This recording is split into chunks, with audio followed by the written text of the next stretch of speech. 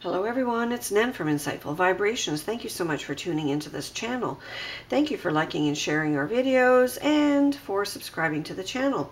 This is your forecast for the week of June 12th to 18th, 2017.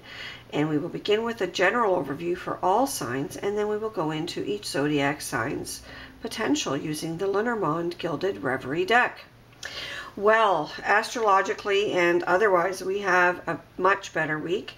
We start off with Venus in Taurus. Venus, of course, rules Taurus and is very comfortable and happy there. And so you can see all kind of Venetian things really being sweet. And that includes money-making potential and romance. So when it comes to romance, people who are looking for more reliable relationships or to solidify a relationship, to create more long-lasting bonds, more sensual experiences, this is definitely a week for that. So be confident that you'll be charming enough, because we also have the moon trining Venus. And when the moon is in a trine configuration with Venus, we see a lot of emotion, but we also see a lot of charm and beauty in people. We see kindness in people. We see generosity as well, and, you know, a softness about people as well. But it can also be good for artistic and creative and sports and politics and those other kinds of endeavors that really require more right brain activities.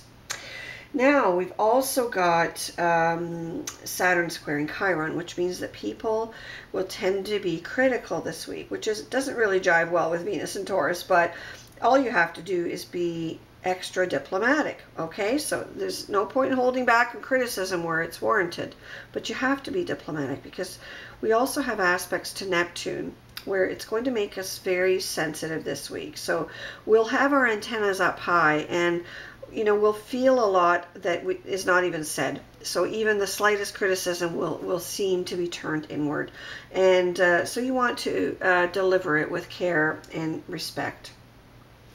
And of course, we also have Saturn in a trine configuration with the North Node, which means anyone who wants to travel, engage in sports or politics will also be blessed this week. So I think it's really, really wonderful. We also have Jupiter trine Mercury, and Mercury is in Gemini right now, and that's a happy place because Mercury rules Gemini. So we can look for an increase in communications. We can actually look for an increase in the quality of communications as well, and the ability to see the bigger picture and sway people to our point of view with words. So if you're using words for healing, such as in affirmations, or you're delivering, you know, positive, you know, sort of life-affirming, you know, sentences to people for healing purposes, this could work out very, very well this week. And if you're writing or communicating or doing presentations or giving sales pitches, this is a wonderful, wonderful time for that as well. And now we also have, you know, the Sun in Gemini, which is, you know, bringing out childlike feelings in all of us. It's bringing out that joviality and sometimes even duality. So you may find that people switch gears really quickly this week because they're, you know, trying to do the Gemini thing really unknowingly or unwittingly. And the Sun is trine Jupiter, which means that we are going to be happy-go-lucky. So that just adds to that good, fortunate, generous sort of feel. And some of you who are trying to become famous may actually succeed.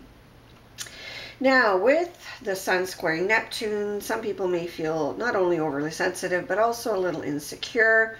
And then we have, you know, some aspects between Saturn and Pluto that may cause a little bit of, you know, issue with coping with your own power. So, you know, don't overuse your power if you're in a situation where you're in a power position over someone else or something else. But also don't underuse it.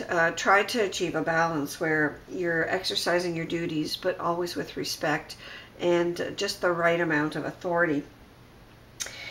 With the Sun squaring, the Sun opposing Saturn, we may sort of feel some long outstanding issues finally have to be dealt with. Okay, it's no more procrastination, no more extensions, no more, and we have to just play on the energy we have this week, because it will be high energy. And instead of, you know, bouncing around a beach volleyball, maybe we can just put our nose to the grindstone for one more week, and really, you know, make good on obligations and promises that we should have done a long time ago. But the week looks absolutely fabulous. It looks, you know, charming and friendly, and there's a lot of beauty, and business opportunities as well will be abounding. Just watch your words. Make sure you're sensitive to others around you, and you should have a wonderful week. So now, going on to your individual sign. Scorpio, you are going to have an interesting week, and one that is bountiful, both full of joy and money and love. And I feel that a lot of your hardships will be dissolved this week, that you'll feel very buoyant and really in command of things. And Scorpio, control is important for you guys, so I don't mean for you to be offended by that, but I do feel that a lot of you, when you feel out of control, you feel, you know, like you're just a fish out of water. And so this week is a good one for regaining your sense of balance. With the fish too, it reminds me that I didn't speak about Neptune turning retrograde during my general astrology forecast. And with Neptune turning retrograde on June 18th, it'll be even more powerful in terms of, you know, having our intuitive and psychic abilities develop. But also it's important to note that you know, when it comes to Neptune, our sensitivities are heightened, so we tend to feel a little bit more sensitive. We feel a little bit more raw when people criticize us. So this is the kind of you know, thing that may also happen. And Neptune is retrograde right through to the end of your sign, and it goes back direct on November 23rd, 2017. So there's a lot of this heightened sensitivity.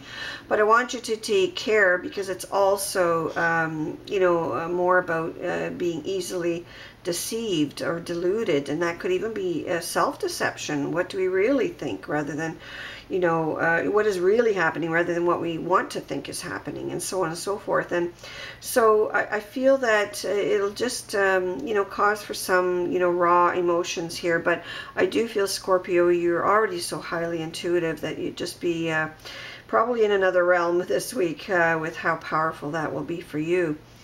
And, you know, Scorpio, you have a lot of good blessings, good health, good money coming in. If there's somebody in your family that hasn't been well, that's been a little under the weather, or if you yourself haven't felt well, I feel that this is a week where things will return. There's going to be this youthful joviality. You know, even if you've been married for centuries.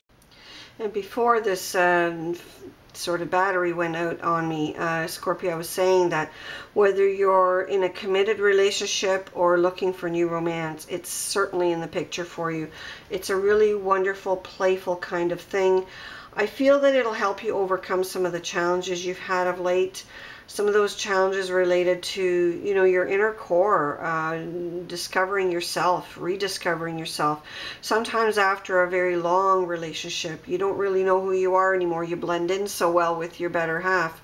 And so it's important to you know, to rediscover yourself. And I feel that, you know, those burdens of the past are really, really dissipating. So I do feel that you are going to have a wonderful week, Scorpio. And please remember to listen to the videos for your sun sign, moon sign, and rising sign for a more comprehensive picture. Have a wonderful week.